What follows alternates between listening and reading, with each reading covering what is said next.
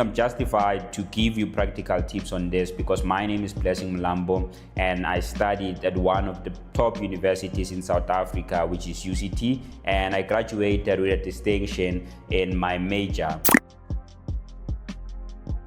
You really need to chase bursaries, not the other way around. One misconception that I've seen is most students having this idea that if you get great marks in school, then bursaries are going to chase after you. But you're the one who needs the money, so you need to chase after them. So one thing I can tell you to do is I want you to apply early for bursaries, especially if you want a bursary that's gonna cover everything, and by the time you get to university you're going to be living stress-free. You need to apply for it early when you're still in grade 12. Most of them close somewhere mid-year or they close later in the year, but you really need to apply in order to be considered. I've seen most top performing students getting great marks, getting to university, and they don't have funding. Now they have to stress about where do I get the funding.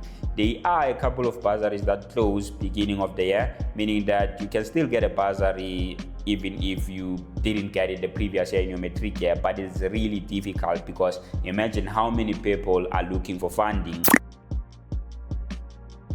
So another great tip I can give you is you need to apply for NSFAS as well, especially if you qualify, because what I've seen most of the times is you'll get certain bursaries that cover up to a certain amount, so there's a cap, right?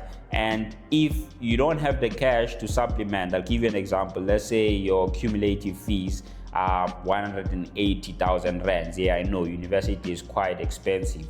180,000 rands, those are your cumulative fees, meaning that it includes your academic fees and also your accommodation. Certain bursaries will tell you that we're only going to cover 100,000 and you need to supplement the other 80,000. If you don't have it, then technically you might find yourself owing the university and being financially excluded the following year.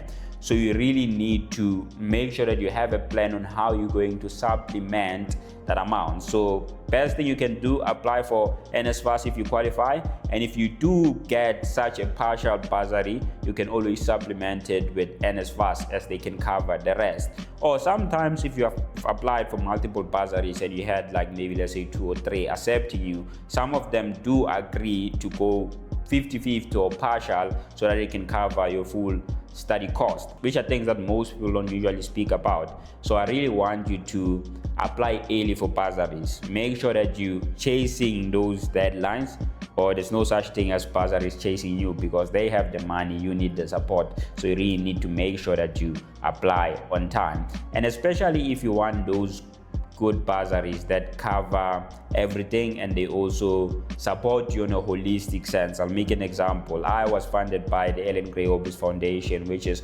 one bursary that doesn't only cover your finances, but they make sure that you're doing well holistically, whether it's emotionally, spiritually, or whatever it is. They make sure that you're really supported throughout your university journey while helping you obviously to cultivate your entrepreneurship mindset. But if you're not into entrepreneurship, there are 1,000 of other great bursaries. Marshall program, they also support you holistically. You have your NetBank bursary, and you have a whole lot of bursaries, but you just need to apply on time. You need to ensure that you're getting an average of at least 70% plus. But if you really want to guarantee yourself a spot, 80% plus is the sweet spot.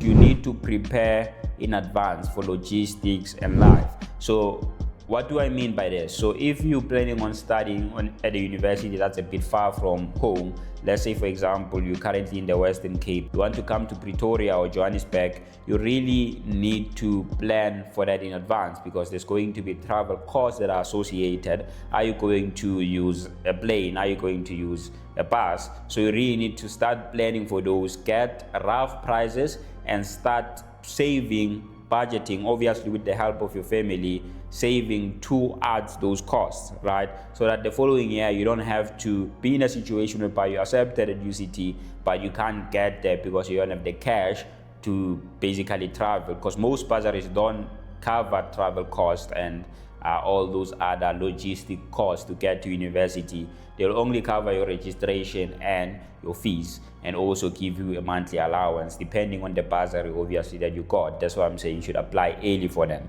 My name is Mlambo, and if you're serious about moving from average to top performing, make sure that you subscribe to this channel. You go to the link in my description to see some of the resources that I will provide to help you move from average to top performing.